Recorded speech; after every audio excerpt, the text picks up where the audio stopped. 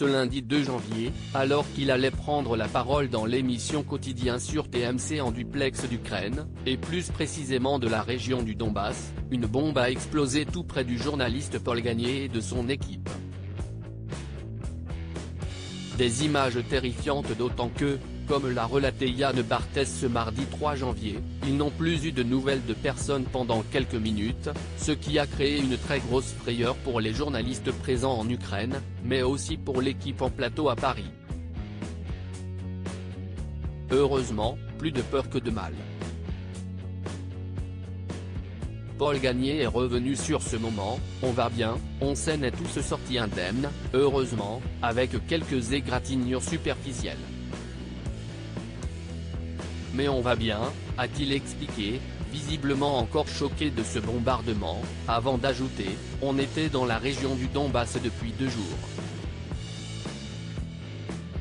On a eu très peur. Face à l'horreur de la guerre, Paul Gagné a indiqué, collectivement, avec l'équipe, on a décidé de quitter la région du Donbass et de s'éloigner du front. Un repli vers la capitale ukrainienne. Le journaliste de 32 ans a ensuite poursuivi, on a décidé de se replier sur Kiev pour être plus en sécurité.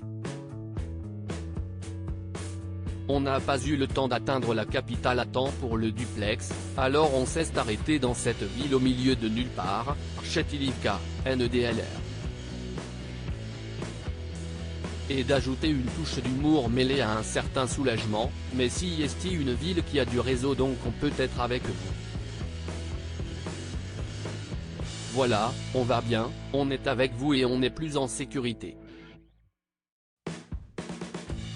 Un peu plus tard dans l'émission, Paul Gagné a expliqué que la vidéo avait été reprise par les médias ukrainiens et que les Russes s'en étaient aussi servis pour faire de la propagande.